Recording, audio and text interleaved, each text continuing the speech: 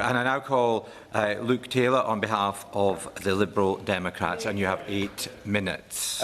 Thank you, Mr Mundell. It's a pleasure to serve under your chairship, and I'd like to thank the honourable member for Old Bexley and Sidcup for calling this debate. It's extremely timely because it's been less than a fortnight since I was last in this chamber debating housing policy, seemingly as the Liberal Democrat for London housing spokesperson. But contrary to what some in this government seem to think, there is no inherent tension between the 3 most important tasks facing us, which is to build safe homes, to build green homes and to build affordable homes. The limitations or structural problems with the market are self-imposed by our lack of ambition and our worrying proclivity to shun innovation. But whilst I was speaking 2 weeks ago, whilst everyone in this chamber was debating and the Minister was responding, the Housing Secretary and the Mayor of London were announcing the raft of measures that have triggered this subsequent debate today. The measures weren't announced at the dispatch box or even by the Minister in this room in front of what would have been a very captive audience, but to the press, giving us no opportunity to scrutinise them and frankly rendering that Westminster Hall debate moot. I'd invite the Minister to confirm that no subsequent major changes that have had such a profound impact on the local authorities that everyone in this room works with on a daily basis, and our constituents too, will be made outside of this place. Because frankly, these measures were not small fry. They represented handing developers a get-out, whilst Londoners on waiting lists across our city continue to suffer, and a threat to the financial stability and forward-planning ability of local authorities across London. The Liberal Democrats are clear. These plans will not solve the housing crisis in London, but instead make things worse. Will my honourable friend give way on that one? Absolutely. I thank my honourable friend for giving way. He's making an excellent speech. Does he agree with me that these measures that have been announced by the Mayor of London and the new Housing Secretary actually reward developers and don't incentivise them? Not only is the Mayor going to be funding half of their affordable housing if they meet this new target, but our local authorities are going to have their community infrastructure levy money slashed. In Richmond, this means the Stag Brewery site, we could lose up £21.5 million of SIL money. This comes on top of the Labour government cutting our core government funding under their so-called fair funding formula. And it means our communities are going to be left without the infrastructure they need and deserve alongside new housing developments. Thank you. I thank my honourable friend for her intervention. It gives the additional detail and the specific project impact and how difficult that will be for our councils. So the requirement for affordable homes has been quietly dropped in this announcement from 35% to 20%. The community infrastructure levy money, as mentioned, will be forcibly slashed, and they will barely scratch the surface of the bigger and more profound structural barriers to getting green, affordable and safe housing built.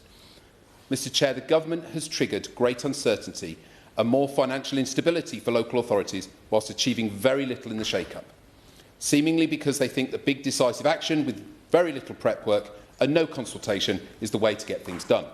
The Housing Secretary is clearly taking more than just headwear inspiration from a certain world leader, which would make sense if it weren't his own zone he was flooding with a substance the courteousness of this House will not allow me to name.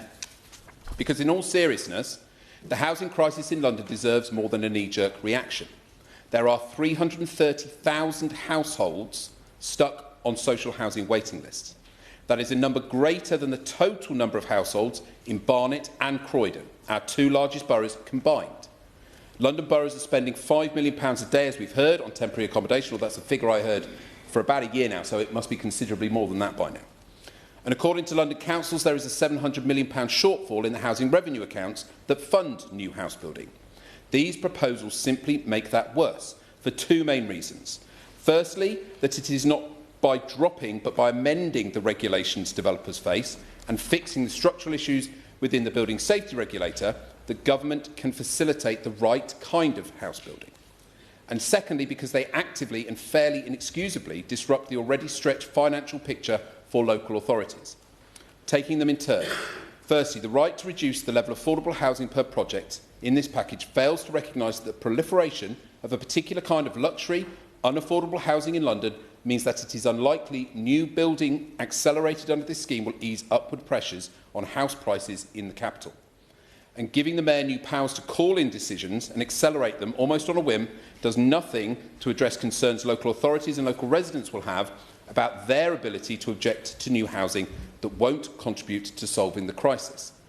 These are measures that seem to be imposed in an imagined battle against the NIMBYs, where most in London have lived experience of housing instability through themselves, their younger family members or their co-workers and friends, and as such are in favour of the kind of house building that actually addresses the crisis.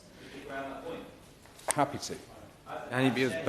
The general public's view about the issue, but having been cabinet member in a London borough for 7 years of planning and redevelopment in Camden, I rarely heard those voices in planning committees. Unfortunately, the voices that are heard are often disproportionately against development and don't represent the people on housing waiting lists. So I just challenge the actual presentation of the public view through the planning system. And isn't it true that many local authorities are taking far too long to determine applications? My own borough, I've just had an email, it's taken 6 months to draft a Section 106 heads of term.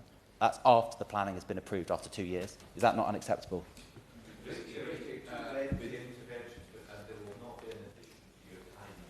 I thank the member for his intervention, but I will move on swiftly. In my experience, particularly in Sutton, we subscribe to the YIFI, yes-if approach that I've spoken about a number of times.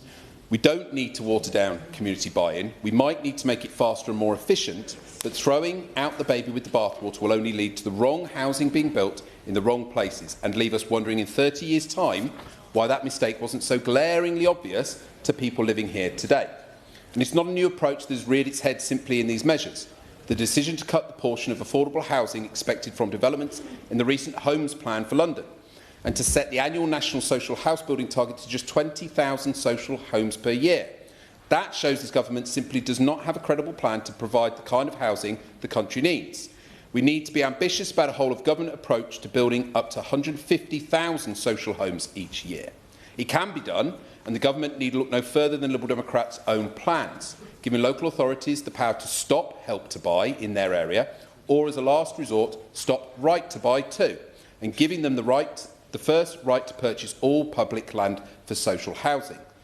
We would fix the building safety regulator too, by ending the mismatch between fire safety standards and those in the 2022 Act, speeding up the backlog of confusion and incomplete assessments for remediation, whilst ensuring that the building safety levy covers all these costs so that leaseholders are protected from paying. And we would ensure that, as well as making it more affordable to insulate existing homes, we would ensure that all new homes are zero carbon, providing proper incentives for critical household infrastructure like heat pumps.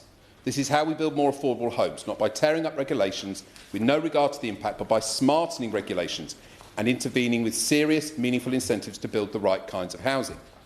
Turning to the second main reason, it will be news to nobody that the financial picture for London councils is dire. The city's 32 boroughs overspent on housing and temporary accommodation budgets by £330 million last year alone. This is double the figure from a year before. And as London councils have demonstrated, the cost of London homeless crisis is the greatest threat to the financial stability of London councils. Watering down the community infrastructure levy, perhaps the most notable way that councils recuperate costs and benefits from house building in the short term, is simply another hammer blow in this regard. So, skipping ahead, I invite the Minister to tell us today why anyone who cares about solving the housing crisis and protecting local councils in London should vote Labour at the local elections next May, particularly when the only party consistently standing up for those hit hardest by the housing crisis and for our cash-strapped local councils are the London Liberal Democrats. Thank you.